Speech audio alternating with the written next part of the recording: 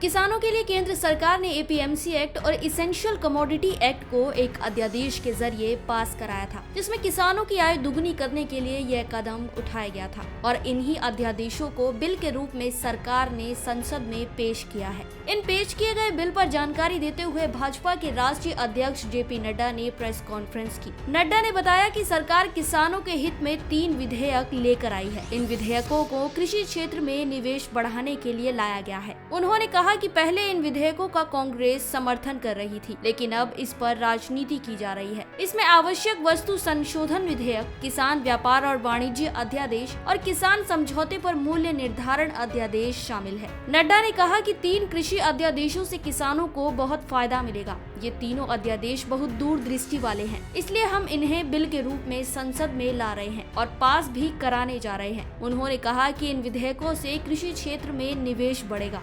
इसी के साथ नड्डा ने कांग्रेस पर हमला बोलते हुए कहा कि कांग्रेस पार्टी की तरफ से पहले इन विधेयकों का समर्थन किया जा रहा था, लेकिन अब इस पर राजनीति की जा रही है। उन्होंने कहा कि कांग्रेस इनका विरोध कर किसानों के विकास को प्रभावित कर रही है। आज कांग्रेस पार्टी इन बिलों का विरोध कर रही है। ये कांग्रेस पार्टी का दोहरा चेहरा है। इनका काम हर चीज में राजनीति करना है। कांग्रेस को सिवाय राजनीति के और कुछ भी नहीं आता।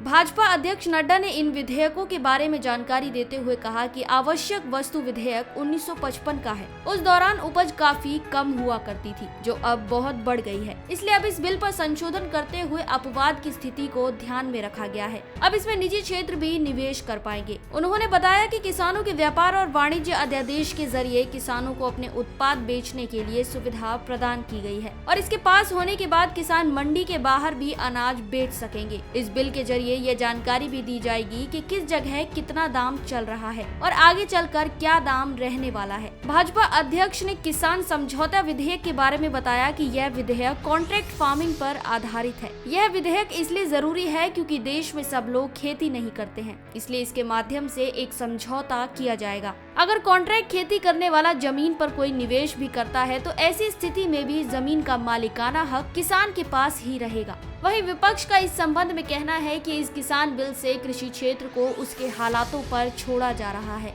और निजीकरण को बढ़ावा दिया जा रहा है। इससे किसानों की स्थिति और भी दयनीय होती जाएगी। हमारी आज की इस रिपोर्ट में बस इतना ही। मैं श्वेता चौहान, पंजाब केसरी, दिल्ली। अगर आप हमारी ये वीडियो फेसबुक पर देख रहे हैं तो हमारे फेसबुक पेज punjabkesari.com को लाइक करें और अगर आप ये वीडियो यूट्यूब पर देख रहे हैं तो हमारे यूट्यूब चैनल punjabkesari.com को सब्सक्राइब करना ना भूलें।